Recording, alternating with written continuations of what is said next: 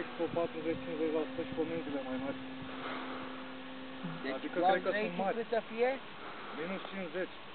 Bă, ăla e dual rate, nu Expo. Vrei să nu fie invers la asta. Cine? Nu cât de urâtă.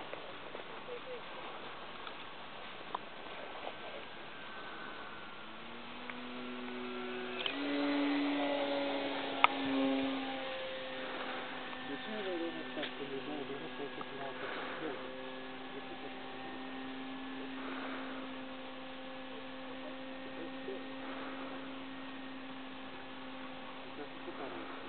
Deci acum e pe Eleron e 59 și Expo are 73. Și dual rate-ul de... Nu, dă-i 50 pe toate. Ce 2 euro? Ce dracu?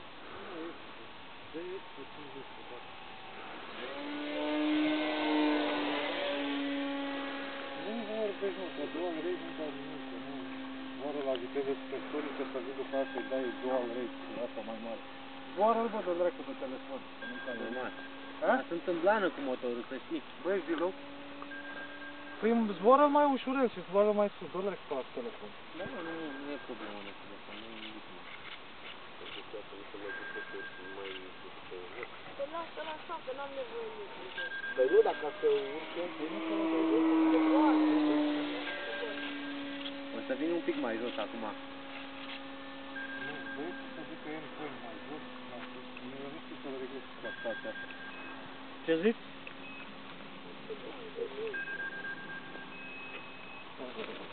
Ia vezi, Vă ajutăm în vine? un pic. Un bicuț.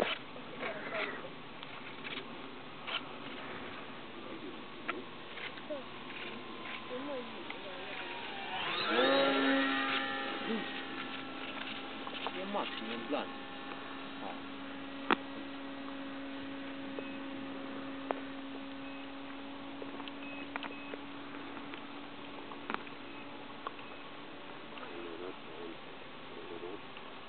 Aileron e bine, nu?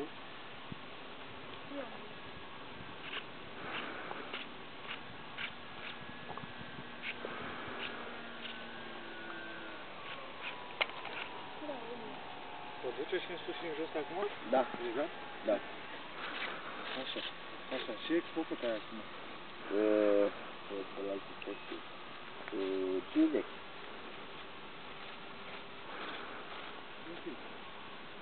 Așa trebuie să fie. Profundul un pic ridicat. Mai urci, mai poți să zbori așa, mai adică aiva?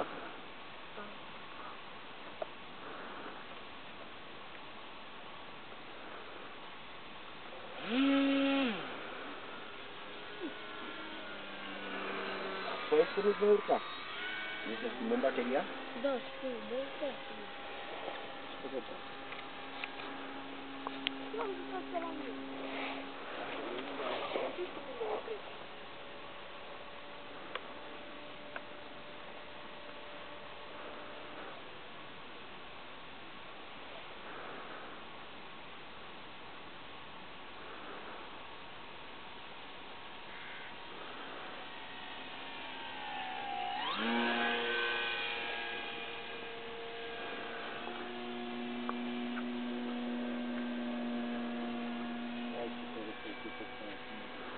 Da, dar a stat un pic.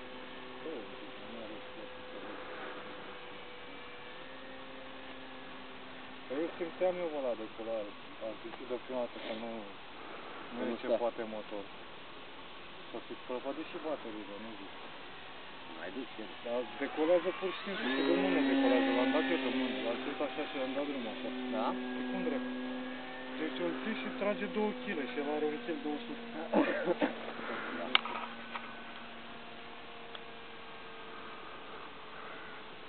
A murit? A murit? Aproape, nu.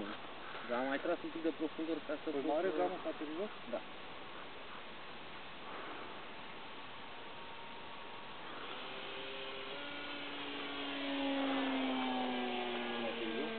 Moare Hesule, ia-l.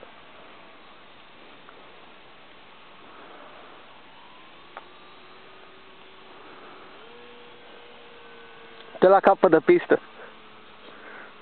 Asta nu e chiar de rapid. Nu mai are zamă deloc. Mai întoarce odată. Ce? Lasă-l ușor. Dacă nici nu pot să mă utilizez, înseamnă că...